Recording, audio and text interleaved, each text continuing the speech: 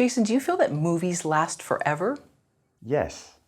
It's one of the driving forces as to why I make movies now.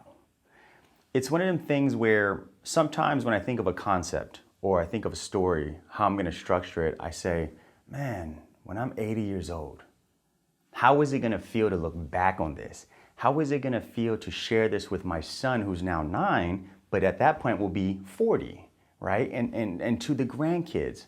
It's one of the main driving forces because I feel like any creative in that moment, especially as an actor, that you get to live forever in that space. And it may not be important to the rest of the world because by that time, another 100 million films will have released and it may get buried.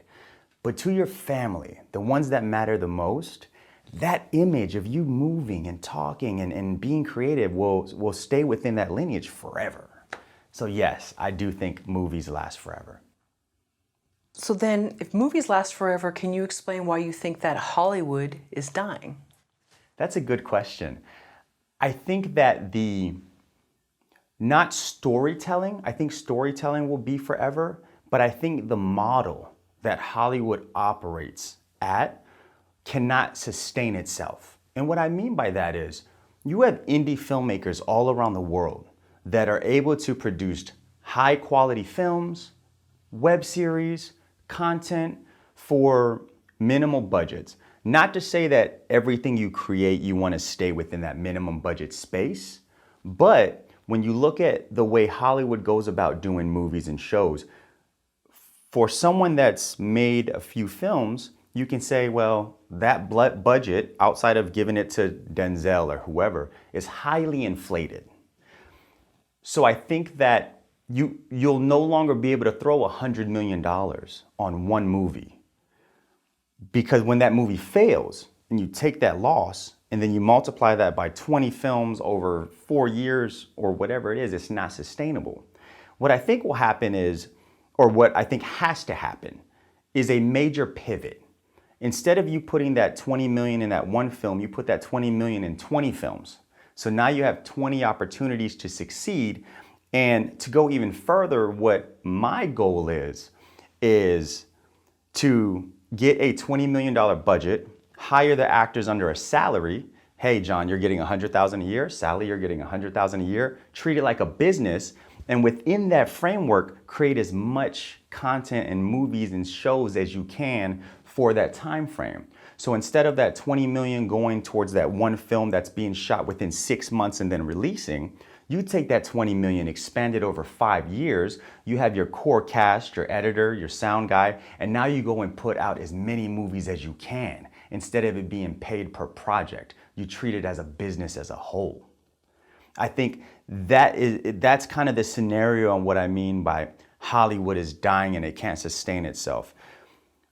If you go back to the 90s, 80s, even early 2000s, when you can put out almost anything, A tier, B tier, and it just did well. Whether it was from the box office, Blu-ray, DVD sales, merchandising, it was great.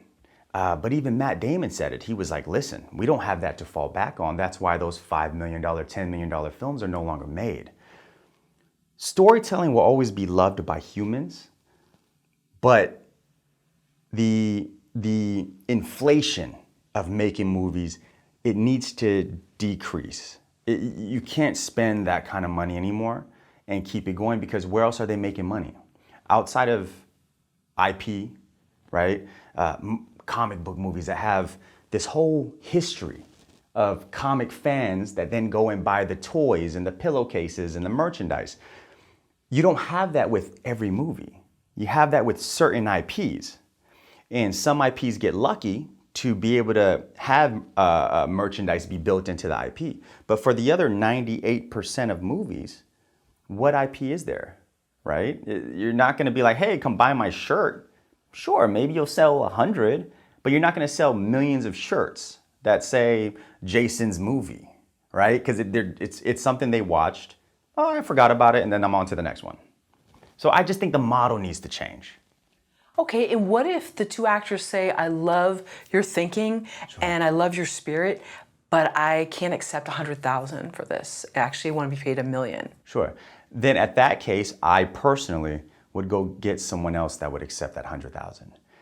And I respect the craft of acting, writing, anything creative. I appreciate it and I respect it. However, myself included, any of us I feel like can be replaced. And I feel like even if you take someone like Will Smith, Leonardo DiCaprio, it may not have the same je ne sais quoi or the same energy behind it, but you can put someone else there and get the same feeling across.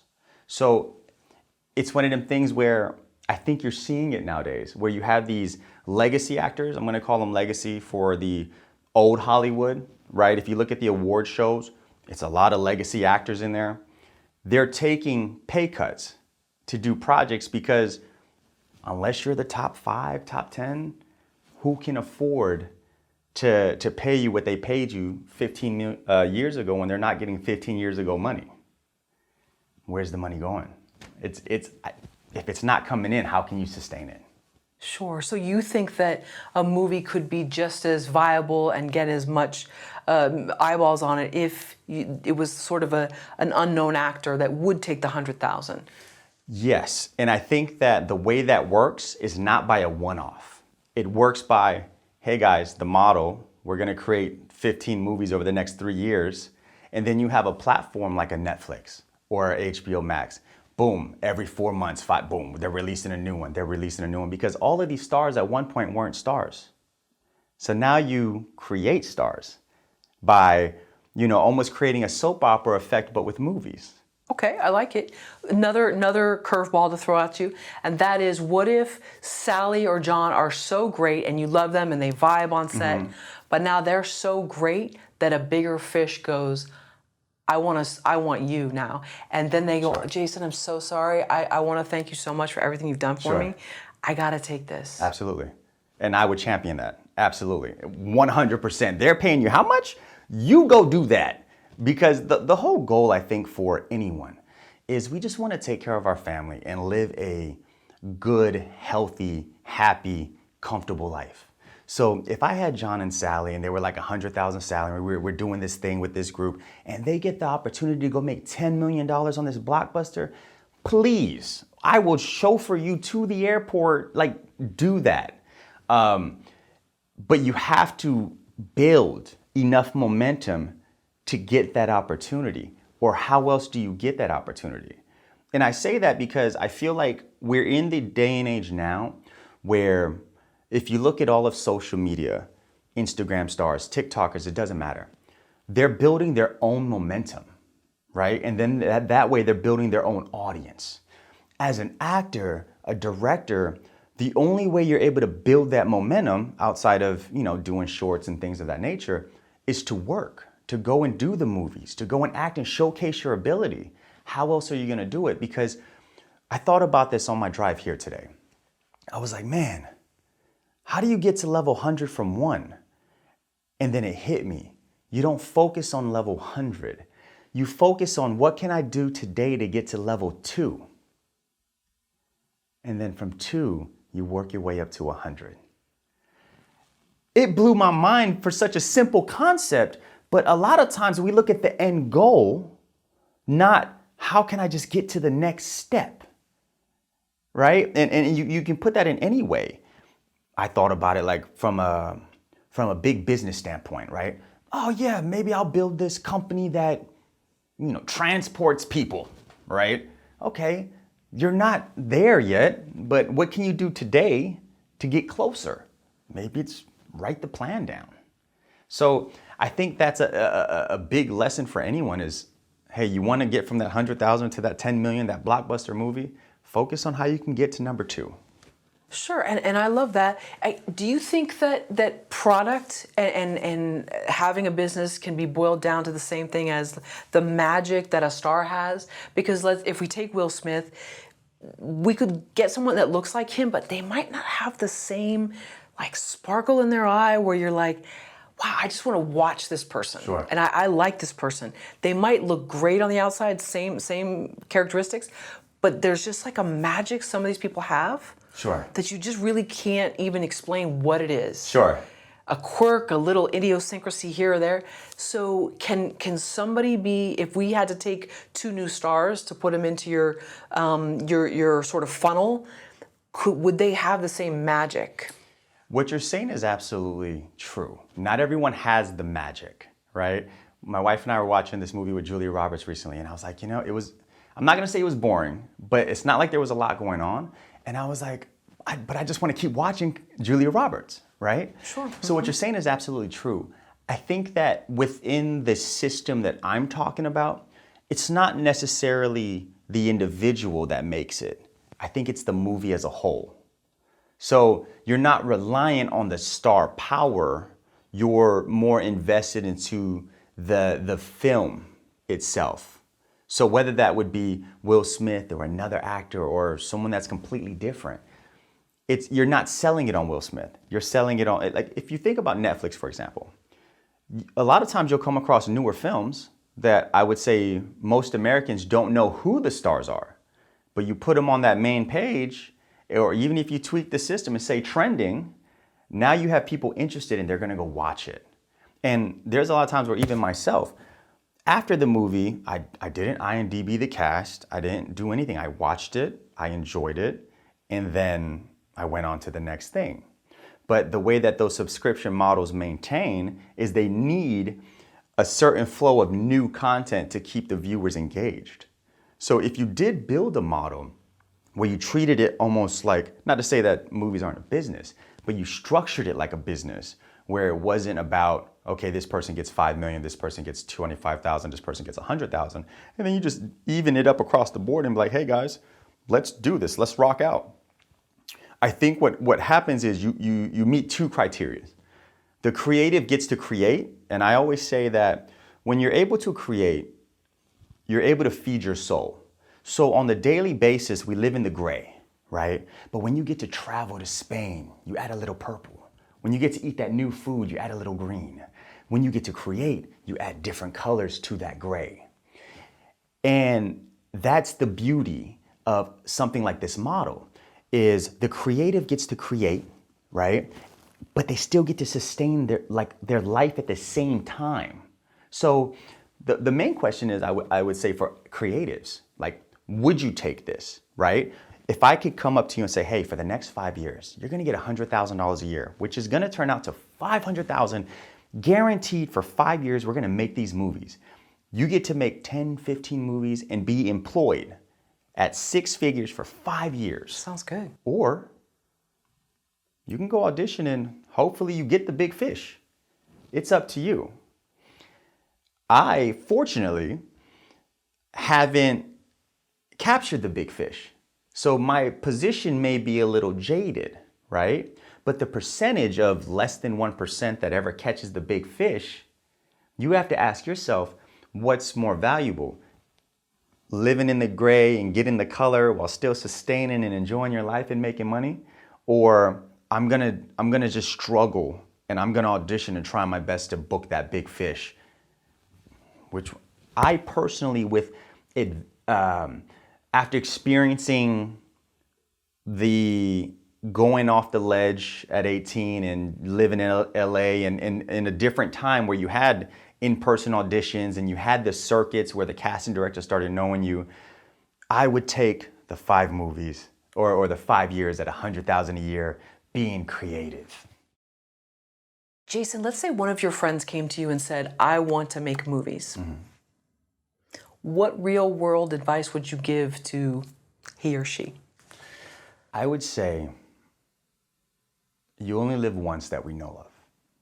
So if you feel like you really want to make a movie, go make that movie. Because to your question earlier, how are you going to look back on your life? Are you going to look back on your life with regret? Or are you going to look back on your life with, man, I gave it my best shot? If you feel like you want to make a movie, you want to write a movie, you want to act in a movie, you're struggling, you're working your 9 to 5, you have your kid, that shouldn't stop you. So prime example, I work my 9 to 5, but I still wake up at 4:30 in the morning. Why? Because I get to work out, I get to edit my films. I get to work on it before the day even starts. So by the time the day starts, and I have to do like real world work, I would say, right? I've already accomplished my baby steps of my creativity. Those baby steps become giant leaps over time, right? That 1 goes to 2, that 2 goes to 3, and before you know it, the movie or the project is finished. I use that same process when I'm writing a script, right? Just write a page a day, and then you get to the end. So if someone said, hey man, I really want to make this movie, I would say, okay, write the script. With every scene in your script, separate it. So if the movie takes place in a gas station, a house, a club, and a law firm, those are your 4 locations. So hypothetically, by breaking it down by scenes per location, you can probably get this done in 4 days. 4 shoot days, you can shoot this and possibly get it done. Now, after shooting it in those 4 days, maybe you need a couple backup days. So let's say 6 days, right? When that's done, who's gonna edit it? Are you gonna edit it, or are you gonna hire someone to edit it? Okay, now you figured out who's gonna edit it. Okay, who's gonna do the sound design and the post-production? You're gonna do it or someone else is gonna do it? Okay, you're gonna hire someone. Okay, what's the cost associated with that? Now when that's all done, you have a completed movie. But my biggest advice would be, do everything yourself the first time around. Why? Because you're gonna learn the necessary skills that you need to then when you hire someone else to do these things that you're either great at or you're not good at, you know where you lack. And I would say go for it. 100% of the time, because the average man lives to what? 70s, mid 70s. Tomorrow's not guaranteed. You just don't want to look back on life questioning like, man, I wish I would have did it. Because in hindsight, we all do that. Anytime there's a missed opportunity that hits your gut, afterwards you always say, I should have did it. Okay, so I like that. What if someone is not, it's not necessarily finances that are stopping them. Mm-hmm. Maybe they're not like some elite 1% person, but they have their bases covered, health insurance, everything. Their kids are good, but there's a social pressure. Mm-hmm. And if they fail in front of colleagues at work or family or in-laws, mm-hmm. now like there could be social pressure and there could be finger pointing like, sure. So you made this movie instead of, you could have taken them on a vacation. Sure. And there's this feeling of shame okay. because you took care of your own needs rather than having a new pool installed. You have to fix your leak roof before you can help out your neighbor's broken door. So I would say you should never feel shame for presenting your feelings of creativity and your thought process to the world. My movies haven't made these profits that should warrant me being on movie number 6, right? But my soul's like, nah, I gotta eat. I have to eat. I have to create. So therefore, I keep creating. You should never worry about the opinions of other people, because the only people that are gonna judge you are the ones that haven't done it.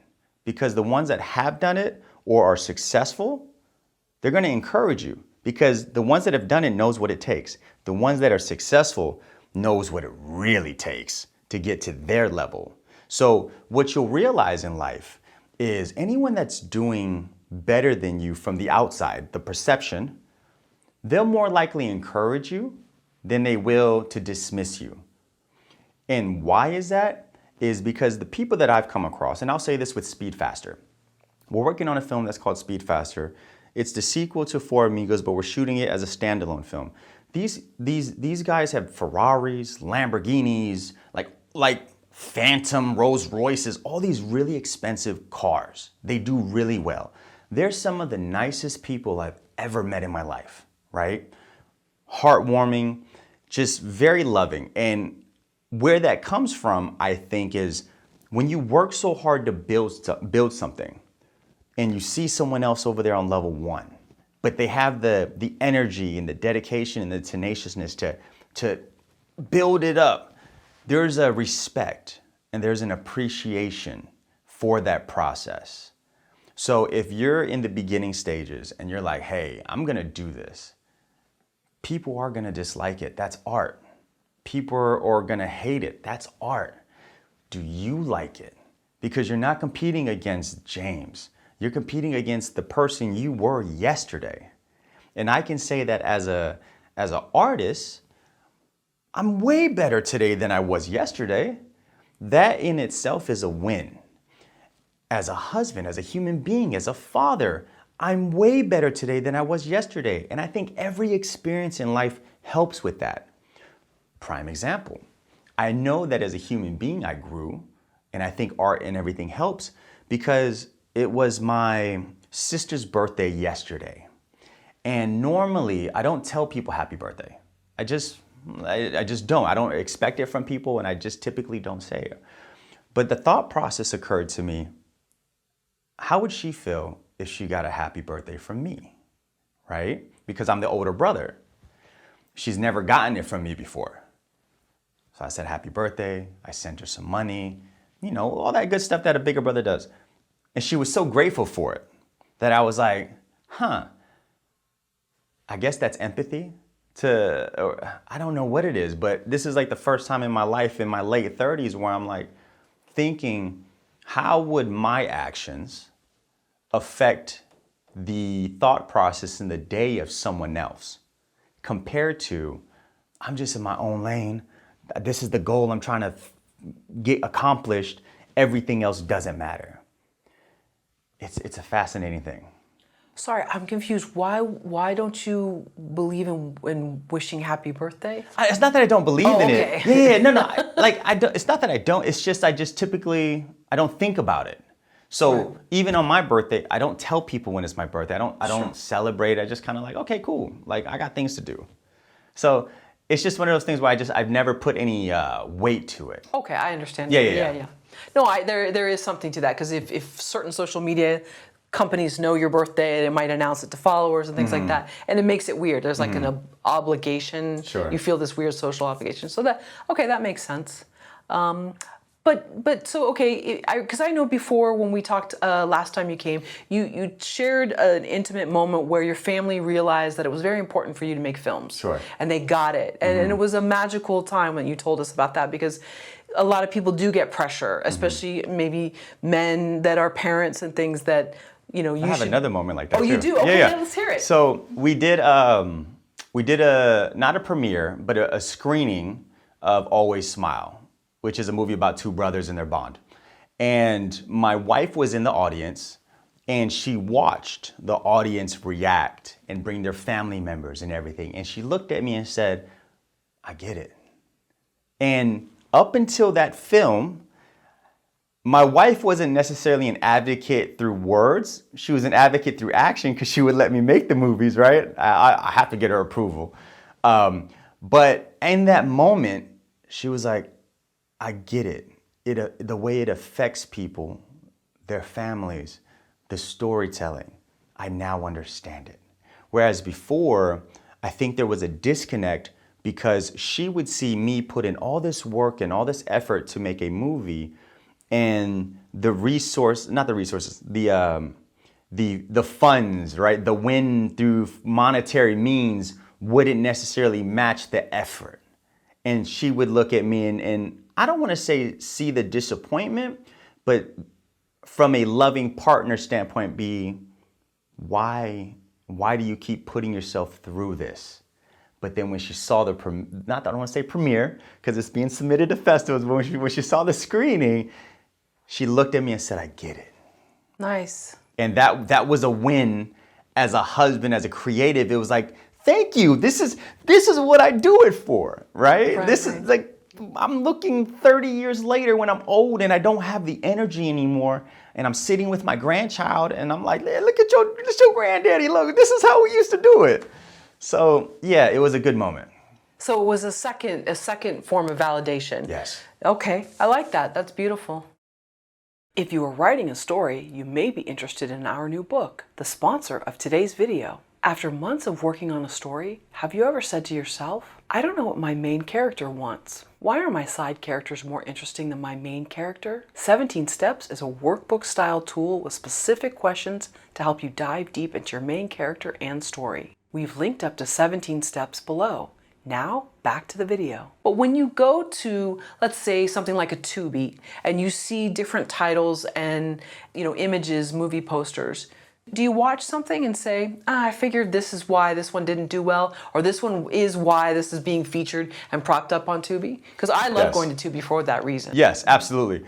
I'll go to Tubi and figure out why a movie is trending.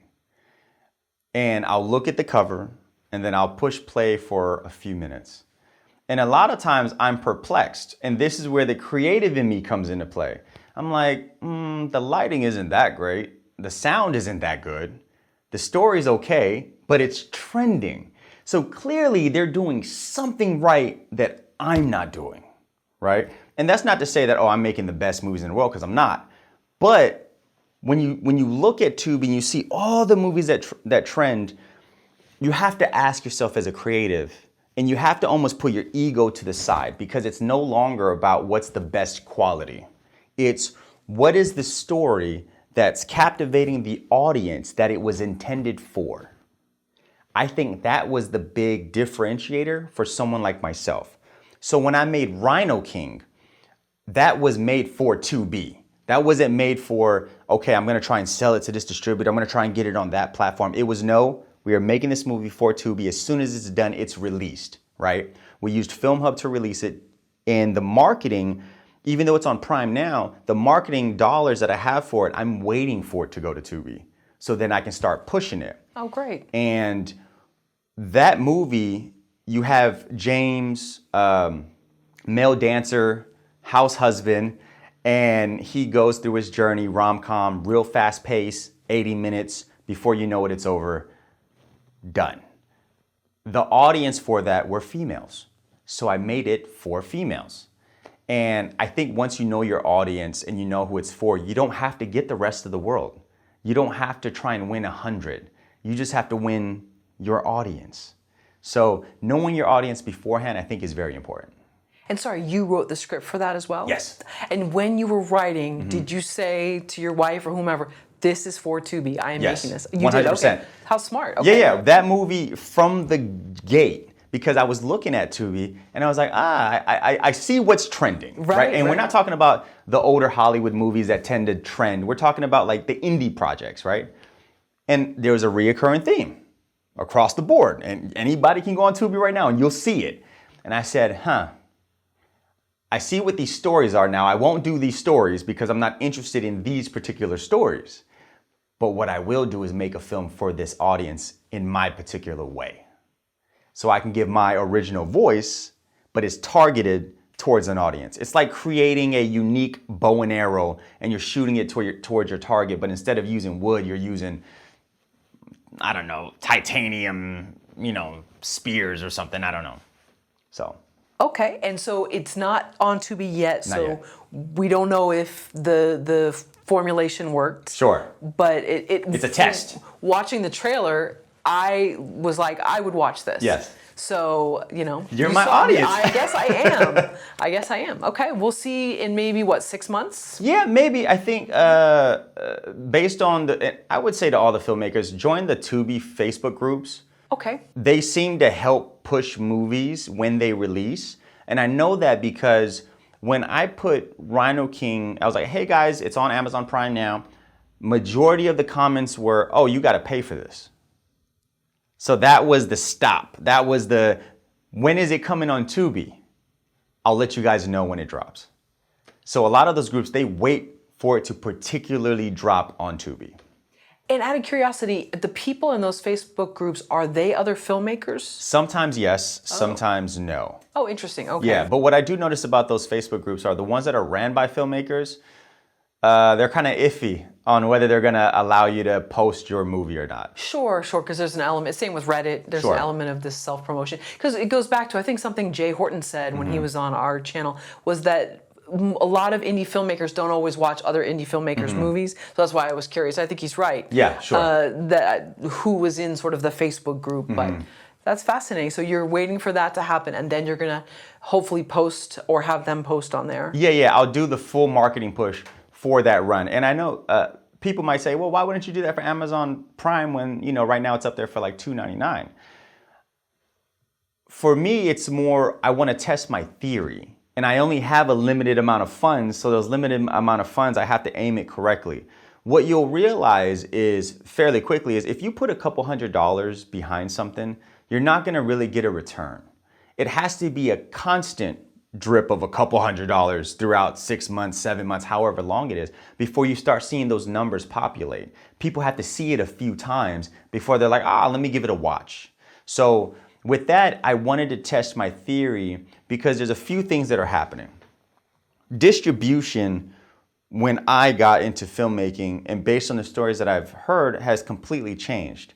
Before, if you had a project, and we're not talking about projects with big stars, but from the indie landscape, if you had a good enough project, maybe you got a minimum guarantee, which is, hey, we want to represent your movie, here's $10,000, and then you'll get money after we recoup our costs.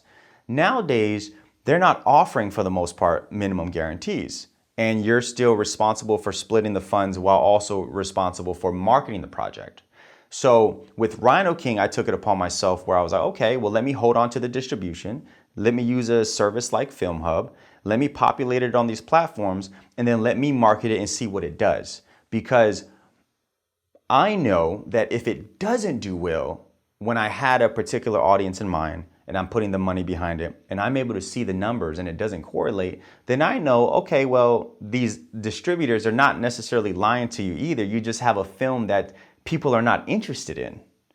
But if I'm doing it and I'm able to see those numbers straight from the source as close as it gets, then if it doesn't do well, I know, okay, that's on me. And if it does do well, then it also makes you question, okay, well, what did I leave on the table with giving my project to a distributor? Not to say that there aren't good distributors, because they are, but I just wanted to see if I have a quality project and I put marketing dollars behind it, what does the return look like?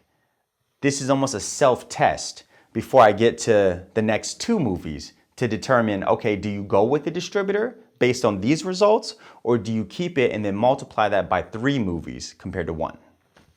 Jason, how many movies do you have on Tubi currently? So I would say 3, 4. It was 4, now it's 3. So Rex Park originally was on Tubi. That thing made like $96, right? Over the course of like 4 years. That was my first movie, and that's okay, right? Four Amigos is on Tubi. That's through the distributor. And then I also re-released it as Fast Atlanta on YouTube. So that one on YouTube with 0 marketing, there's 2 different versions, Fast Atlanta and Furious Fast Atlanta. Just those 2 metrics within this year alone have over 1 million views. 0 marketing.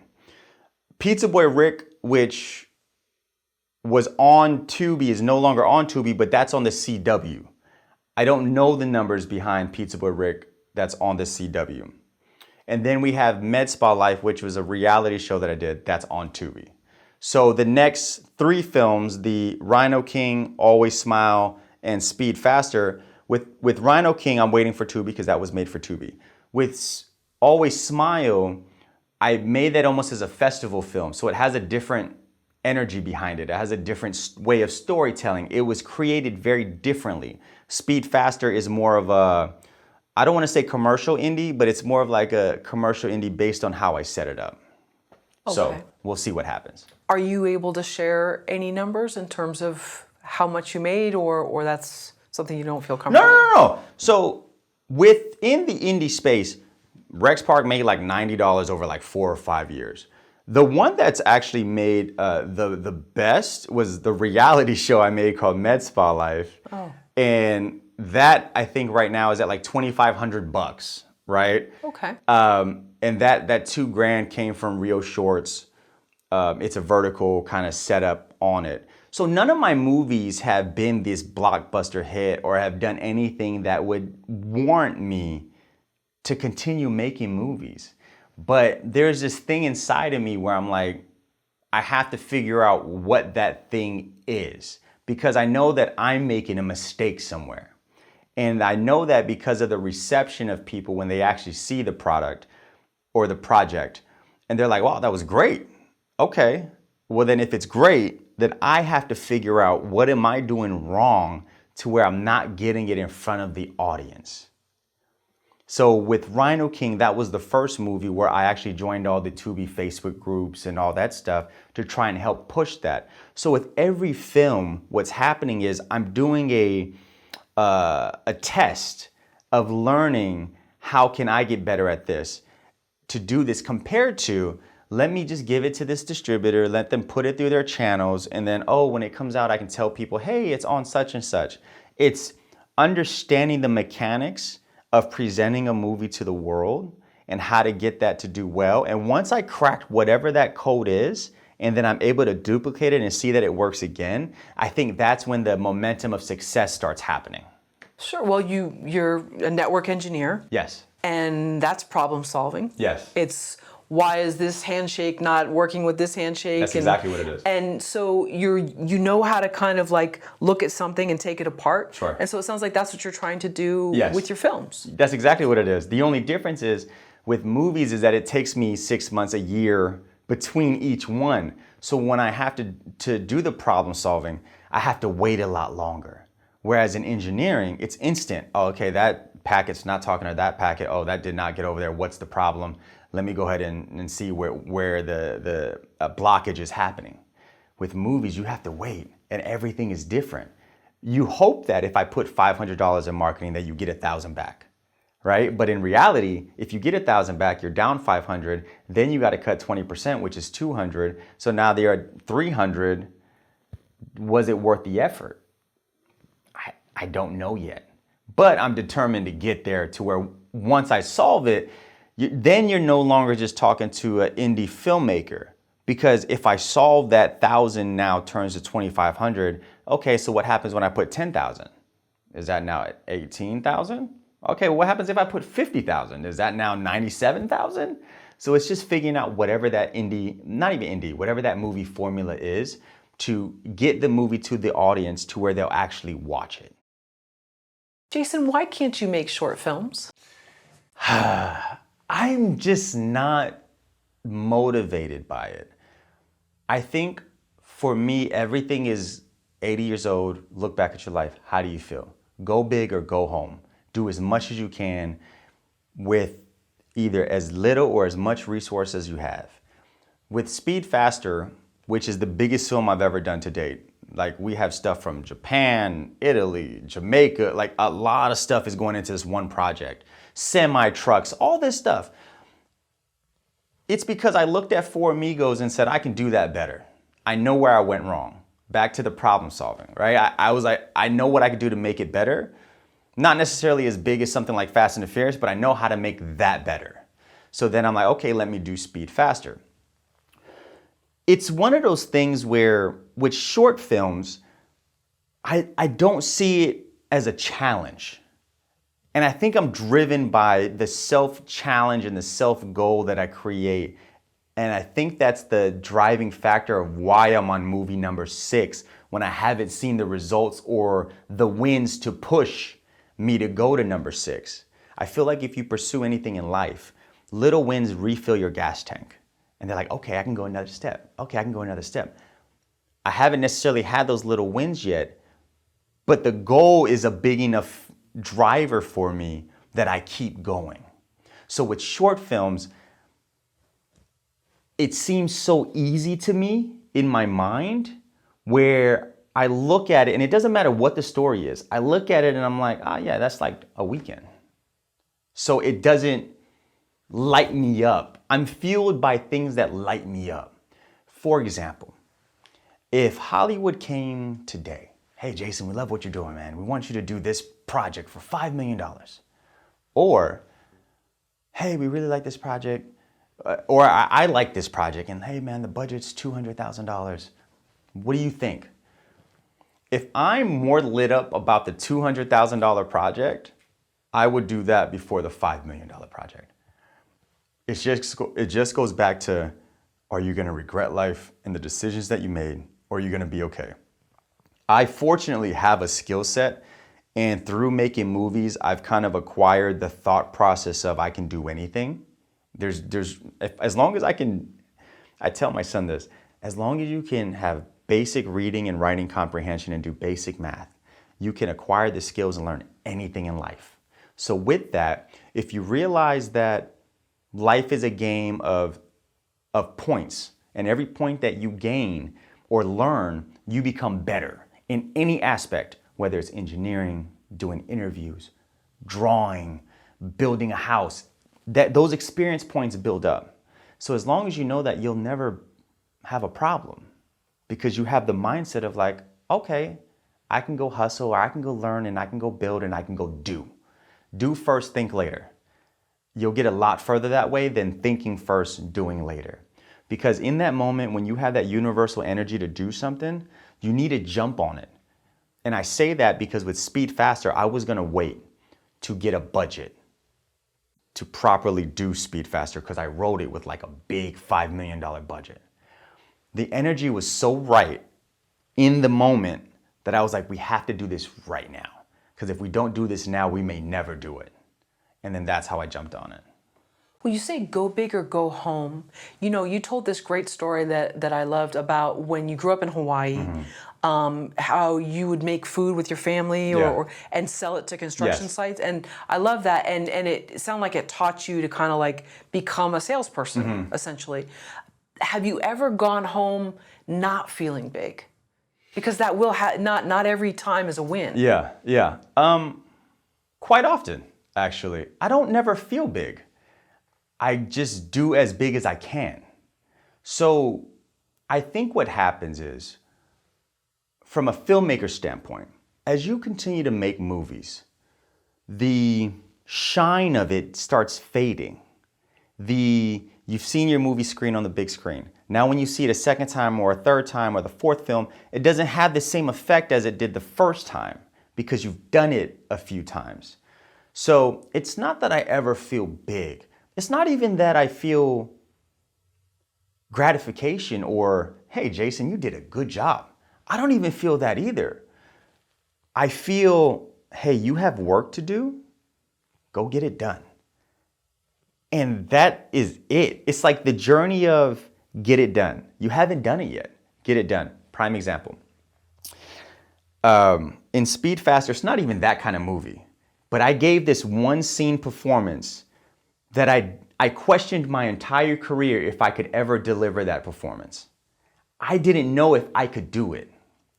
When I gave that performance and the scene's already edited and I saw it, I was like, wow, I did it.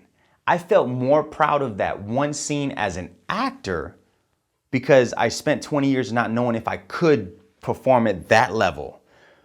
That brought me so much more joy than completing my 5th film, because that answered a question about me as a creative.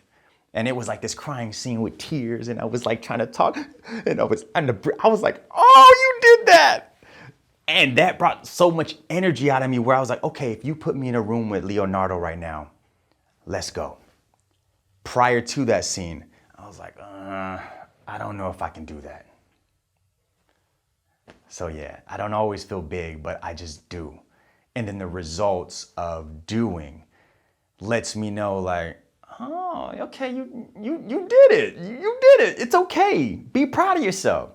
And then it's almost like I have to force myself to be proud of myself, because it just feels like you just got to do it. What are your thoughts on using proof of concept shorts to attract a producer to your project? I know you said you don't like shorts. Sure. People won't remember them, which, okay, maybe a valid point. But what about a proof of concept to then show to someone else? So I'm going to speak straight opinion, because I don't have any ball in this court. I think if someone's asking you for a proof of concept because they have the right connections and they're like, hey, let me see what you can do before I decide to go with you, yes, 100%, you go do that proof of concept.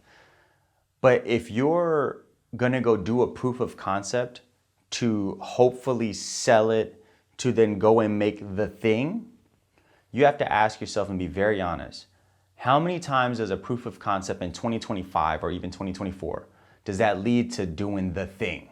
Which is, I'm assuming most filmmakers want to make a feature film. If the answer to you is, hey, this proof of concept is going to lead to this, and it's going to take you, let's say, 3 weekends to do that proof of concept. How long is it going to take you to make that feature? 12 weekends? You telling me that 4 months from now, you can't just grind it out and be happy with what you made 4 months from now? Because I think you can. And I think that most filmmakers can. I think you just, what is your story? If it's grounded, it's a drama, it's about relationships, it's about someone that's terminally ill, all of these grounded stories you can do right now. You don't have to wait.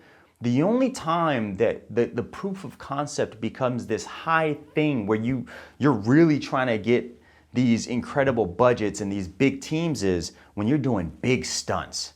You're driving cars off cliffs. You're going to war with this alien race. If it's not any of those things and it's grounded, you can go make that movie with good storytelling, good lighting, good camera movement now. You don't have to wait. I hear that the passage of time really sounds like it bothers you every day. Or not bothers you, but it either invigorates you or the reminder of time. It does. There's a few things. The lack of efficiency, like inefficiency really bothers me a lot. And I don't know why. But I think that if you can get something done in 3 steps and for some reason it's taken 8 steps, in my mind, since I was a kid, I'm trying to figure out how to get that done in 2 steps. I don't know why, but that's just kind of the way that my mind works. And it's fascinating because back to your point, I had this discussion where this person said, I was like, I would think it would be more attractive, this goes back to efficiency, that if I come to you and I say, hey, I have this film, it's completed. Would you want to be a producer on it? All you have to do is put your name on it if you like the film. That's it. To me, that's way more efficient than let me come at you in the beginning steps. Hey, do you want to be a producer on this? And then we have to go make the movie. The one argument from someone, which I'm assuming they had insider knowledge, was, no, they want to be a part of the process because they want to give input on making the project. But in my mind, I was like, well, if the movie is done and you know how to sell it or get it to the proper channels, by adding your name on it, that's minimal work on your part. So why wouldn't you want to go that route compared to trying to raise the funds and trying to get the people on board to try and make this project that may or may not ever be made? So yes, time, inefficiency, all of it. I think we have limited time. I think we have limited life force. And I think that we as human beings forget that every day. I think we think it's finite because when you're young, you're healthy. And you almost take it for granted. But one day you're not gonna have the energy to do what you could have done today. And that's why we did Speed Faster. I was like, I may not be able to hold this camera out the car when I'm 49, but I can right now at 37. Jason, are you a full-time artist? No. I'm a full-time thinker of art, but I'm a part-time artist. At this point, my most important thing is my family, being a good husband and being a good father. Once that is out the way, then I'm an artist. And that happens daily within that 24-hour clock. Okay, my wife wants to make sure the house is clean. Okay, okay, boom. My son, I have to take him to jiu-jitsu. Okay, he's good. I'm spending enough time with him. Okay, he's good. Okay, now I have time to create. When I'm at work, I'm not necessarily thinking of anything else but movies. I'm thinking of, okay, we have this shot coming up. Okay, how am I gonna do this? How am I gonna dust that? Okay, how am I gonna shoot this? How am I gonna get this done in 2 hours? Okay, boom. So I'm always thinking about it, but I'm not a full-time artist. It would be wonderful if I could be, but it's also wonderful that I have a happy marriage and I have a healthy and happy bond with my son, which supersedes being a full-time artist. That's awesome. Yeah. That is awesome.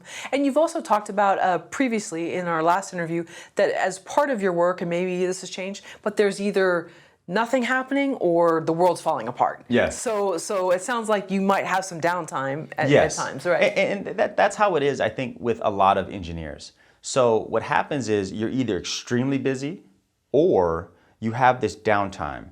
And within that downtime, I like to find pockets to be creative, whether that's writing the script, thinking about the next scene.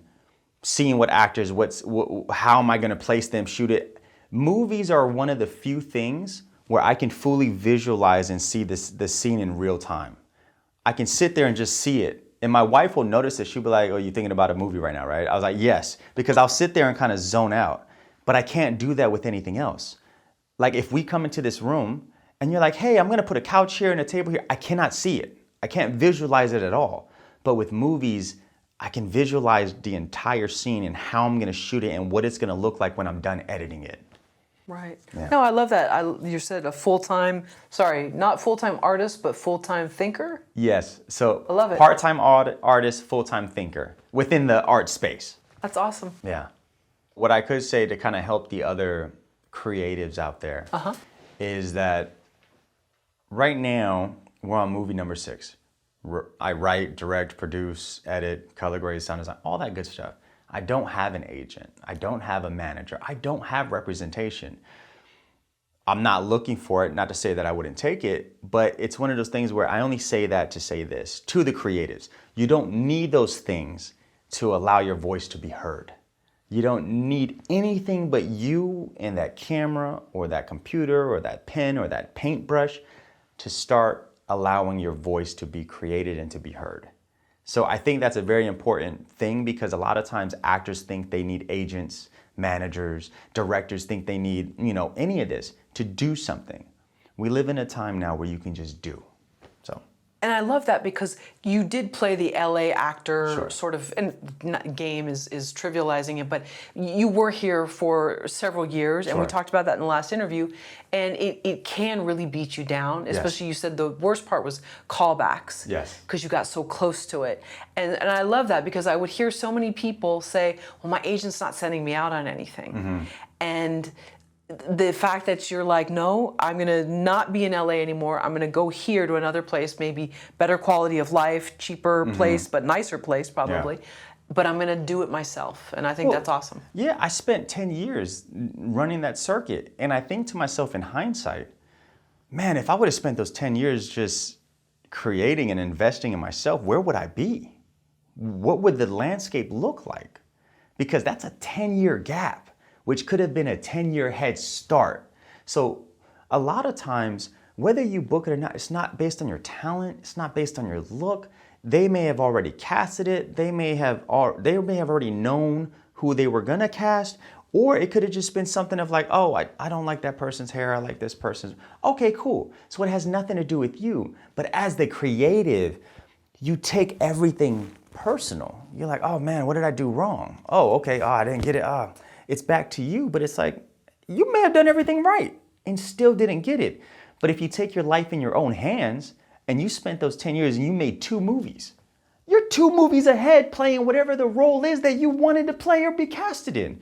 It may not have the allure or it may not have the shine that Hollywood film would have had, but you still did it. And that's gonna help you further to get that role that you want more than you just auditioning hoping to book a role.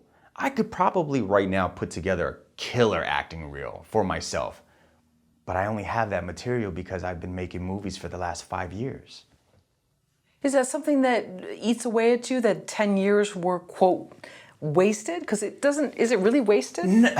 That's my word. Yeah, absolutely. And I love that you put it that way because it makes me think about it differently and recalibrate the way I think about it. It's not that it was wasted because in that time I met my wife. We had our child and I'm so happy for it. But what it was is in hindsight, it's very selfish because it's where could I have been? Along this is where I start and this is where I want to be. Let's say right now I'm here within the creative space. We're not talking life and family. We're just talking about within the creative space. You're an actor or a director or a writer. You start here, you're here, but you could have been here. Those 10 years, a friend of mine talked about it. We didn't have the proper resources. We didn't have the real material. We weren't necessarily training like we were supposed to.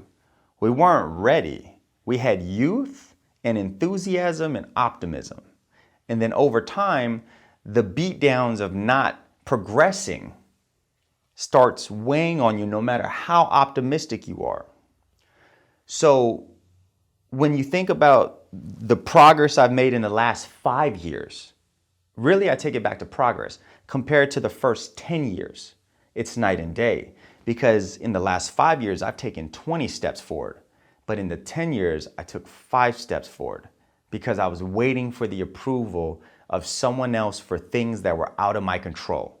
Then when I took my career and put everything within my control and started making those conscious decisions, the progression of what I've done has become a lot further. And in that progression, not only did I become better as a director, as a writer, I became better as an actor.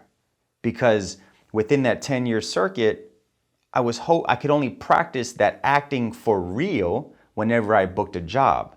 If you're in acting class, not to say you're not practicing, but it's not real because it's not within the real environment. In acting class, you're in the gym, but you're not in the game. Within the last 5 years, I'm always in the game. So I've gotten so much better within those last 5 years. I couldn't have done that heavy scene I did that made me really feel super confident within myself as an actor to step in any room with anybody until movie number 6. And it's not that kind of movie. You would have thought that happened in movie number 4. Movie number 4, Always Smile, is more of a gut-wrenching movie. It was made that way to pull at your heartstrings. But the performance in movie number 6 for that one scene, because the whole movie's not that way, but in Speed Faster, for that one scene, my whole thought process of acting became full circle where I was like, okay, you got it. You don't have to question yourself ever again. It doesn't matter who's on the other side or who's next to you in the scene. You, Jason Park, you got it. But you took some knocks when you were in LA, and I think sometimes we don't see it in the moment, but knocks toughen us up and they give us a chip on our shoulder. Sure. And I think that chip can be helpful because sometimes when people are too soft, they don't take chances.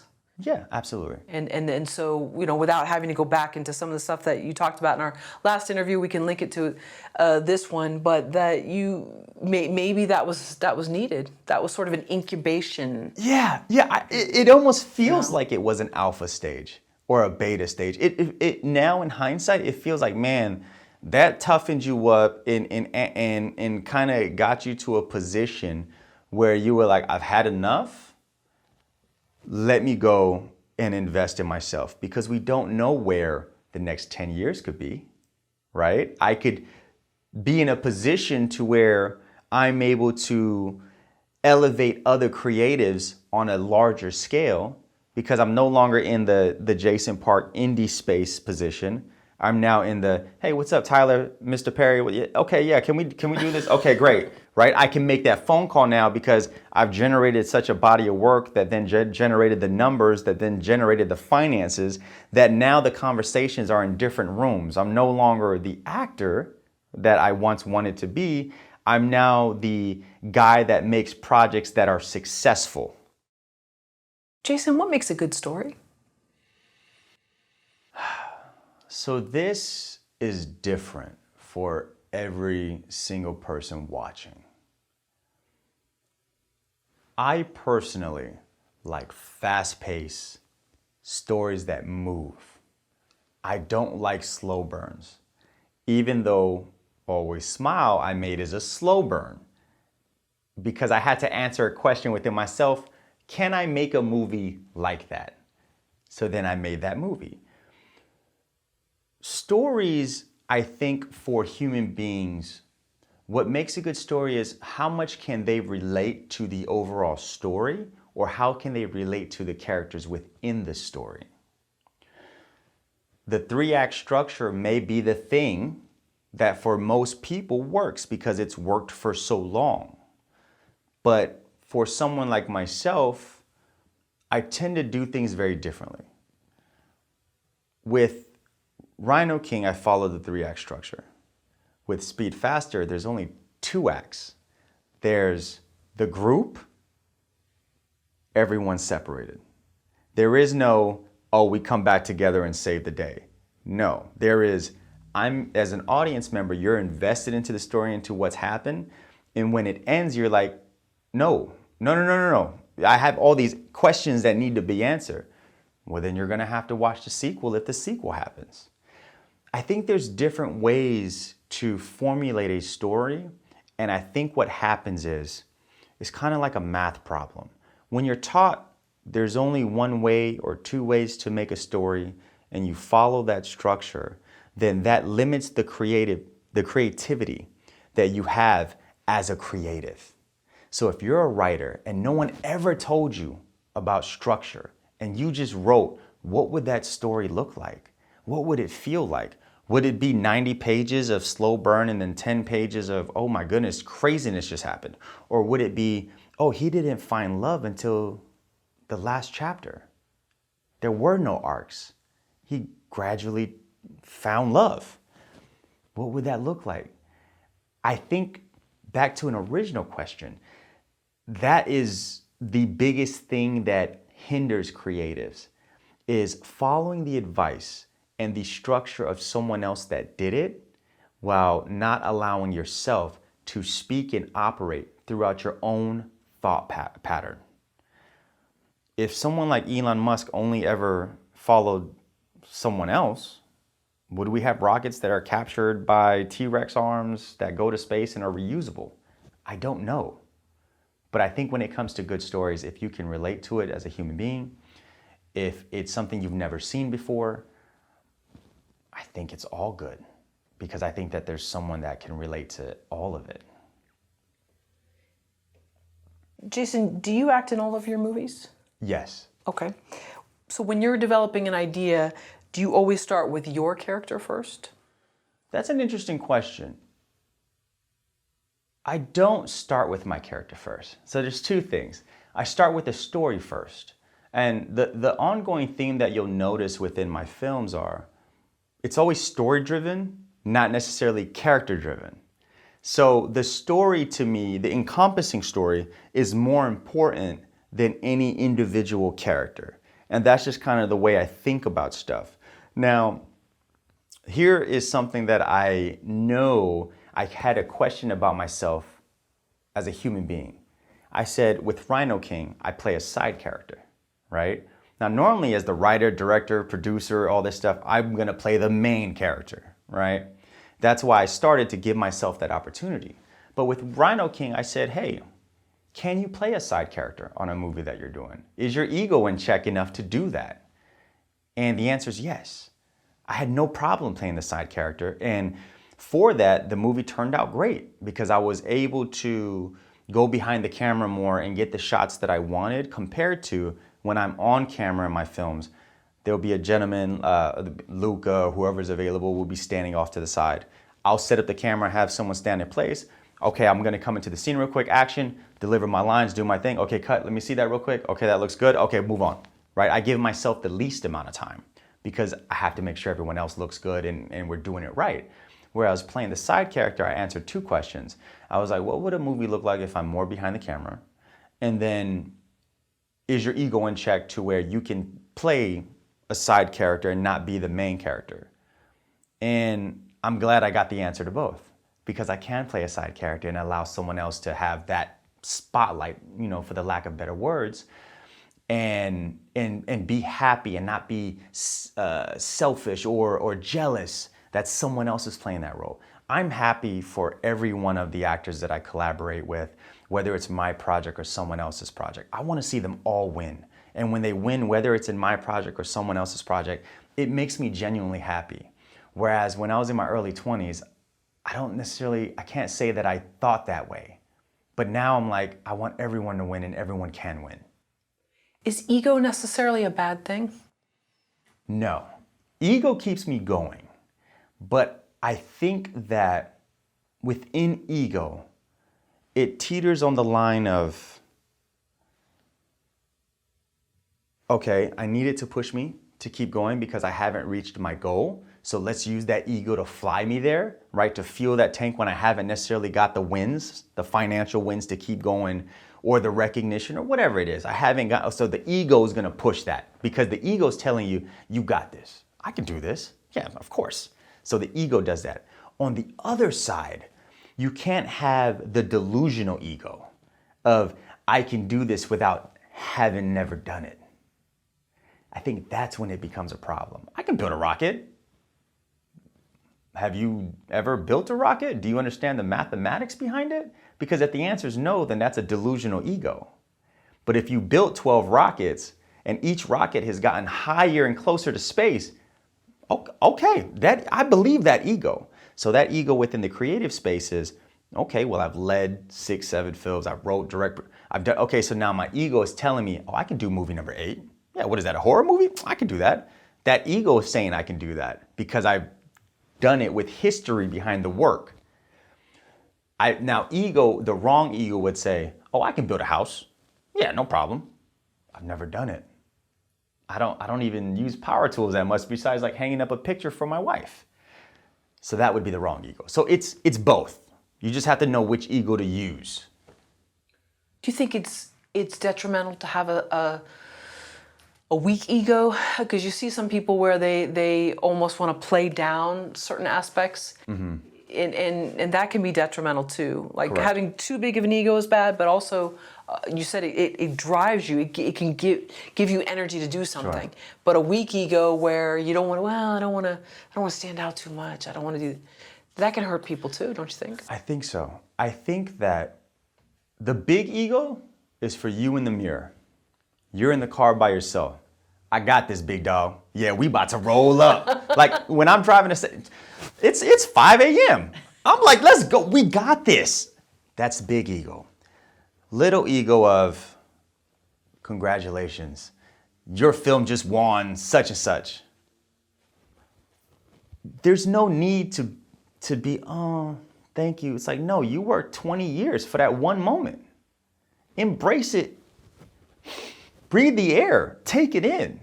Because it may never happen again. And you worked your butt off. It's okay to celebrate when you've worked so hard. It's okay to celebrate when you've worked so hard. You booked that first leading role on TV or that side role. You booked that first movie. Celebrate. Because the moment is the only thing you'll ever have that's continuous until it's not. You mentioned you love Eminem. Yes. And in your videos on Hypitude. Mm-hmm. And the scene where Marshall Mathers is talking to himself in the mirror mm-hmm. before one of the performances. Mm-hmm. What does that do for you? It hypes me up because you're only ever competing with yourself. Comparison is the thief of all joy. Be happy for someone else's success and use that as a motivator for yourself. But remember, you're only trying to get better than the person you were yesterday. And that's in every aspect of life. Do you think Hollywood studios will ever combine IP? Oh, I love that question. I think they should. I think there is a golden opportunity right now to go and make movies with the most famous popular characters in the entire world and combine them all. If you combine Star Wars with Star Trek, and they went to war against Superman. Or like you can do so much that the world has never seen with beloved characters. If you took DC and Marvel and you combine them to fight God, like what would that look like? You took Fast and the Furious and you had them go into this world where these characters are now having to team up with the Avengers for some reason. Like, that is a golden opportunity that I think Hollywood needs to jump on. AI is coming. And soon AI, whether it's 20 years, will be able to be like, hey, I want to see Superman drive a Mazda RX-7 around a drift track trying to save the world from 1,000 goblins, right? And then it'll populate and show you that. I think Hollywood has a golden opportunity right now to where the studios can get together and be like, guys, listen, we're going to make a movie where Jason Voorhees has to team up with Goku to stop somebody from, killing Michael Myers. Like, you can come up with these crazy scenarios and create movies that the world has never seen. We had a few scenarios here for you. You mentioned Fast and Furious. What if you put Fast and the Furious into Transformers? Oh, that would be incredible. Could you imagine? Dom is over there, he's pulling up in his Charger, boom, and then Optimus Prime goes, doo, doo, doo, doo, and then they're like trying to take, like, that story alone as the kid in me is like, oh yeah, that sounds awesome. That's a golden opportunity right there. So I think Hollywood should really consider that if the audience comes first and then the money comes first, which is merchandising. How much money can a studio make by combining IPs? If you have Dom or Vin Diesel on the back of Optimus Prime and they're going through, like, you're telling me that can't sell another 10 million units of toys? I think it can, because people are going to eat it up. Why? Because they've never seen it. Because throughout the history of Hollywood, outside of like Jason vs. Freddy, for those rare occasions, they never combine IPs. What if you had the Ninja Turtles versus Predators? What would that look like? I don't know, but I would love to watch it. We have Alien versus Predator, Freddy versus Jason, and Deadpool and Wolverine. Look at how that turned out. Over $1 billion. What if John Wick had to fight a Terminator?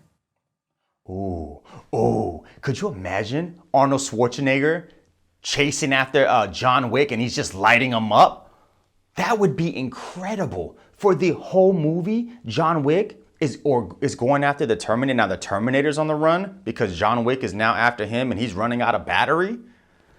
The possibilities of the storytelling are endless. And you're telling me that audiences in droves are not going to show up to see Keanu Reeves as John Wick going after maybe not Arnold now, but you know, someone playing Arnold as the T2, like going through time. Like, I'm visualizing it right now and I'm like, that would be incredible. So yes, absolutely. Do you think combining IP or even talents could ever happen on the indie level? Now that becomes very challenging, because if a company acquires an IP for X amount of dollars, unless you're able to raise that money, why would they give you the IP to make a project to potentially profit off of when they acquire that to do the exact same thing? I think that would be very challenging for indie filmmakers in the indie space. Now, I know that currently people are making movies with like Winnie the Pooh and all that stuff because it's in public domain.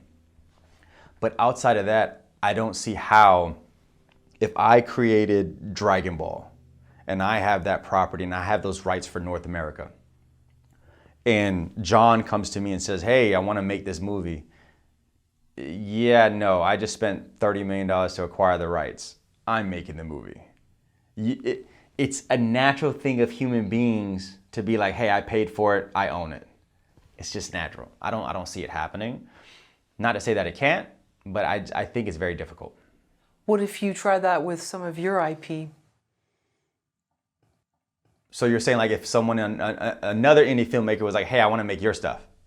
Or you even just combined storylines, or it's sort of like, I don't want to say Crash because that's a drama, but if you took some of the people in Pizza Boy Rick Sure. and then put them in some of your newer movies Oh. and had those worlds Yes, meet. yes, that would be actually, yes, okay. So then at that point, you need enough IP to combine the worlds, and then you need the track record and the audience to be behind those characters so that when you combine them, it not only makes sense, but you're getting the dual audience. I think if I went right now and I did Speed Faster with Pizza Boy Rick and I combined them, without enough of an audience behind them, it's just like, well, why is this guy playing this other character? It doesn't make any sense. But if Pizza Boy Rick got 50 million views and became this big movie, and then Speed Faster was this big release and all the actors are known and these characters are known, then when you combine them, it's like, oh, okay, he's going against Ace. Oh, okay, I get it. Okay, that doesn't make any sense. Okay, I see what they're doing. Then you have the opportunity to do that, but it also has to make sense within the storyline. Okay. What if, let's say, Pizza Boy Rick wanted to collaborate, that cast and that world would collaborate from some, the puffy chair with the Duplass brothers. Sure. So how would that work? Yeah, absolutely. That is as simple as like, hey, are you down to do this? Because I think it'd be awesome. And if you, the filmmaker, are like, yeah, I'm down to do this, let's do it. Then at that point, it's like, hey, let's just create the story and do it. There doesn't have to be complex. Let's create the best thing that we can deliver to the audience to allow them for those 90 minutes to enjoy whatever that is. Whether they're feeling happy or sad or afraid or whatever it is, the whole magic of movies is to teleport the audience member to another world.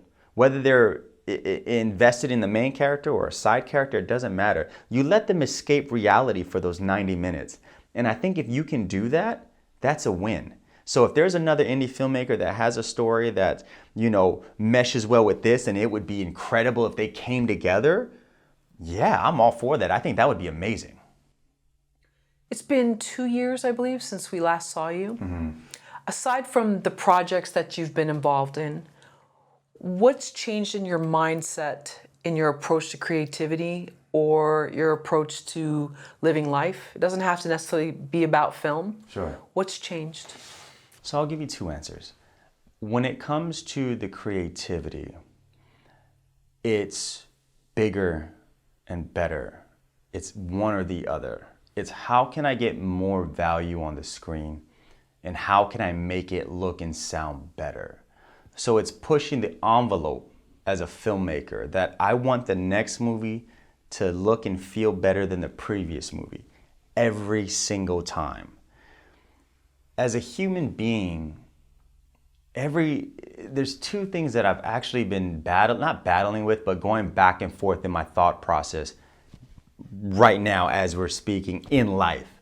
One of them is, okay, when it comes to decisions is, okay, when you're 80, I know I've said it a few times, but how are you going to view this decision you're about to make? Do you think you're going to be happy about it or sad about it? If you're happy about it, you go with it. If you're sad about it, you don't do it. The second thing is, I've come to think about life as we're here to experience things. So if every day you go through life and you're like, it's a struggle, then you're experiencing struggle. But if you're like, hey, I want to experience driving a manual car. I want to experience going to Italy. I want to experience being in love. Then you have to open yourself up to the experience and you have to just do it. It doesn't matter if you have the resources right now. That's not to say go $100,000 in debt and do something irresponsible. But that is to say that if I told you tomorrow you're not going to be here and you can experience A, B, and C, what would you do? Based on that decision, I think you should do that. Because when you're older and you're retired, you may not have the energy to want to do anything but stay in the house anymore. And I say that because I'm a homebody. I don't want to leave the house. But I've had to force myself to go and start experiencing things so I can take the most out of this trip in life before I get to my departure. So this trip that I have going on, this adventure I have going on, I have to experience whatever it is that life is offering me, because when it hits that last moment of life, I don't know what's on the other side. Either there's life or the lights go out forever. In either scenario, if this is one portion of whatever that is, you want to make sure that you experience the most that you can within the mindset and the place that you're at in life. And what keeps you at home sometimes? You said you're a homebody. Yeah. I see it where you like these cars and you like the larger than life and you seem like an extrovert. Why would you be a homebody?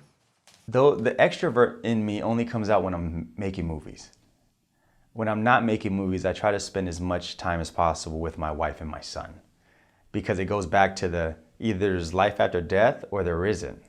If there isn't, then that means that this moment in time that we have is all we'll ever have.